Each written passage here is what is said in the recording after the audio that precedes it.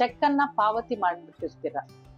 ಆಮೇಲೆ ನಿಮ್ಗೆ ಗೊತ್ತಾಗುತ್ತೆ ನಿಮ್ ಖಾತೆಯಲ್ಲಿ ಅಷ್ಟು ಹಣ ಇಲ್ಲ, ಆಮೇಲೆ ಕೆಲವು ತಪ್ಪುಗಳಾಗಿದೆ ಅಂತ ಗೊತ್ತಾಗುತ್ತೆ. ಆಗ ನೀವೇನ್ ಮಾಡ್ಬೇಕು, ಚೆಕ್ ಅನ್ನ ಕೊಡುವವರು ನಿಮ್ಮ ಹತ್ತಿರದ ಬ್ಯಾಂಕಿಗೆ ಹೋಗಿ ಆ ಚೆಕ್ ಅನ್ನ ವಾಪಸ್ ತಗೊಳ್ಬೇಕು.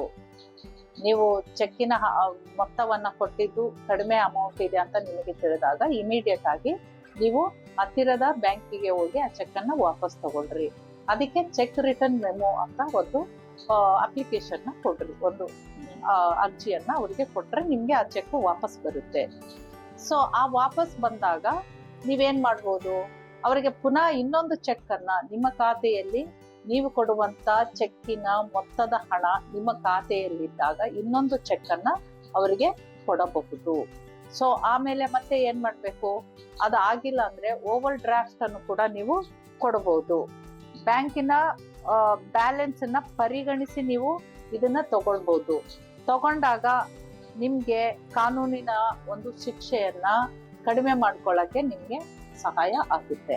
ಸೊ ಇದನ್ನ ತಿಳ್ಕೊಂಡು ಚೆಕ್ ಬೌನ್ಸ್ ಕೇಸ್ಗಳಿಂದ ನೀವು ತಪ್ಪಿಸ್ಕೋಬಹುದು.